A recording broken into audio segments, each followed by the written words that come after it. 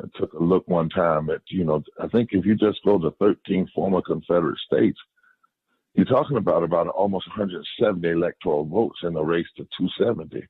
Mm-hmm. If you add the Southwest states, it's over 180. You're talking about 33% of the United States House of Representatives and 26 members of the United States Senate in the former so-called Confederate states. So which means if you can win all of those and control them, you only need 25 Senate votes from the other 37 states. Right. We were talking about how in North Carolina, the activist community won same-day registration in 2007, and then President Obama won in 2008, first time North Carolina had even voted for a Democrat, let alone an African American, since Jimmy Carter. But it was the activists and the community believing what could happen in the South, even when so often there are aspects of the party politics that kind of write the South off and just hand it over. But they're handing over so much power unnecessarily. A third of all poor people live in the South. A third of all poor white people live in the South. The power of the diversity now, 42% of the population being African American. So we see Georgia, but you know that even before Georgia, what happened in Virginia in 2008, and North Carolina, South Carolina, Florida, and there's a lot of enthusiasm around that, and there's enthusiasm for this union-drive investment. But here's my question: folks still seem to be surprised by movements emerging in the South. Mm-hmm. Isn't that sense of being surprised kind of unfounded? And what do you think causes that? And as a historian and as an activist, what would you say to so-called progressive people who keep writing off the South? And what does your work on Alabama's history teach us about multiracial labor organizing and how we ought to understand that as we face this moment we're in? Right. That's a great question. Before I answer it, I just want to give a shout out to other authors, because I know people are reading my book, but Bobby Wilson wrote this wonderful book called America's Johannesburg, and Horace Huntley is also one who's a real great scholar of Alabama, and Michael Goldfield, who wrote The Southern Key. These are all texts that I think that get even deeper into what we're going to talk about today. Now, you have been saying for a very long time that the South is really the epicenter of this country's multiracial democratic movements, and evidence of it keeps popping up. You go back to Reconstruction, to the interracial phase of populism, all the labor struggles in the mines and mills in the countryside of the South. And when we start to really dig deep into Alabama, we learn why, those people who rule the South, no, they don't live in conservative states. In fact, this is why Black people were disenfranchised, as well as some whites, why Jim Crow was imposed in the first place. Say that one more time. I want that slow. You said, okay. Those who rule. I want you to say it, because I want to hear that one sentence real clear. Say that one more time. So those who rule the South, the class that rules the South, they understand that they don't live in a conservative state. They don't live in this conservative region. We call it conservative, we call it backward, but actually they're trying to do everything they can to suppress those very democratic movements that you've talked about and written about, for years. That is why the South is anti-labor. It's not because the people are anti-labor. It's because they passed laws that make it difficult for those movements to emerge and to thrive. That's why the South is anti-immigrant, not because the people are anti-immigrant, because those who rule the South are. They are afraid that an interracial, multiracial movement would threaten their power. And that is why this is constant war in the South around voting rights, labor rights, immigration rights, just the right for any basic civil rights.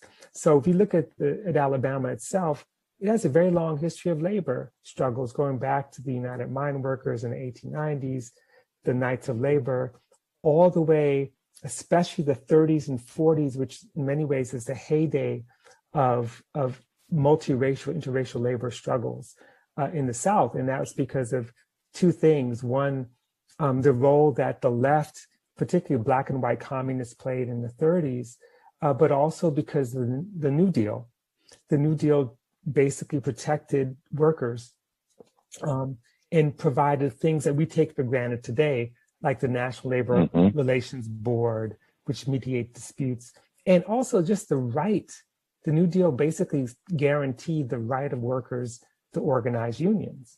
And it so happens that Alabama then and now still has the highest unionization rate of any state in the South. You know, Bessemer, which is of course a suburb of Birmingham, part of the larger greater Jefferson County area, they had one of the most dynamic unions in the country, which was the International Mine, Mill and Smelter Workers Union, which is very much like today's retail warehouse department store union, which is organizing the Amazon workers. And what year was that with the miners? I think so they started in 1933. They began. See, that's that point, 1933. So we don't need to ever just think this movement or what we're seeing is like something that just happened. This is I think my mama was born in 1933. She's 86 years old, right? She's born. I think she was born in 1933, something like that. That's huge in terms of our understanding. That's right during the middle of the Great Depression, right? Exactly. Yeah. Exactly. And they were also up against a kind of behemoth company, whereas today is Amazon. In those days, it was the Tennessee Coal and Iron Company, which was part of U.S. Steel. And they used everything. They had company police. They used violence. They used intimidation. They tried to use racism, but they could not, and this is really important, they could not break the solidarity of Black and white workers in that union. They tried company unions to try to draw off the white workers, and it didn't work. But what did work, ultimately, after the end of World War II, was anti-communism. It worked. Taft-Hartley Act was passed in 1947, which basically undid a lot of the New Deal labor protections. And what it did do, in addition to like outlawing sympathy strikes and that sort of thing, it required union officers to sign affidavits affirming that they were not communists. And those unions that did not do it were no longer able to use the National Labor Relations Board process. They were kicked out, and they were kicked out of the CIO, the Congress of Industrial Organizations. And one of the tragedies, and this is a tragedy that's related to today, is that the NAACP, particularly someone named Herbert Hill, played a role in basically undermining mine mill, again, driven by anti-communism, and writing letters saying that, you know, this is a dangerous union, we need to do something about it. And as a result, Alabama in 1953 becomes a right-to-work state. And a right-to-work state basically means that, you know, unions are not protected. It means that no employee could be compelled to pay dues to a labor union as a condition of employment. And those dues are really important for unions to exist. You know, when you say that, and think about how, again, we have to deal honestly with history, that whatever money or resources was put there to get, you know, a NAACP person at that time to write letters against a union, joined the side of those who were claiming anti-communism against the very union that had brought Black and white people together. And was the key, what it was really is key and critical to transformation in the South. You know, now I understand when you said that, Julian Bond is just, you know, they just wrote a book about his teaching at American University. And he shared in that book what the plans were for the March on Washington. Originally was a whole day of protest around union and labor issues. I mean, literally sitting in the streets and sit-ins. And then there was supposed to be the mass marching speech. Right. And Bayard Rustin and all of them wrote a letter and signed off on that. But it's interesting, people read it, what groups said were cold to the issue. And I think we just have to own this, that there's all, and when you just read that, it made me think about this statement that Dr. King made 56 years ago, this past Thursday, at the end of the Selma to Montgomery March. Now everybody says about voting rights, but this is what he said. He said, the threat of the free exercise by the ballot, by the Negro and white masses, by the Negro and white masses is what created a segregated society.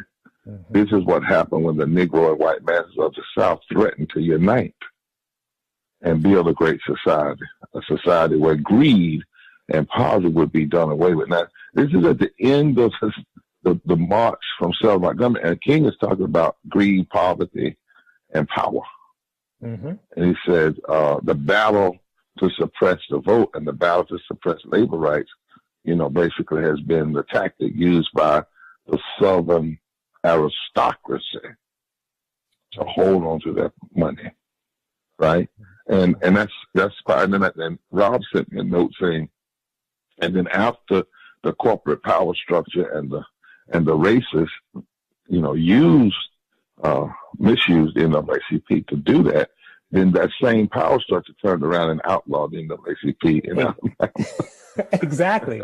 I mean, this is exactly the point. So 1953, the NAACP becomes outlawed by the same, it's the same organization that helped undermine the biggest threat to kind of the Southern oligarchy.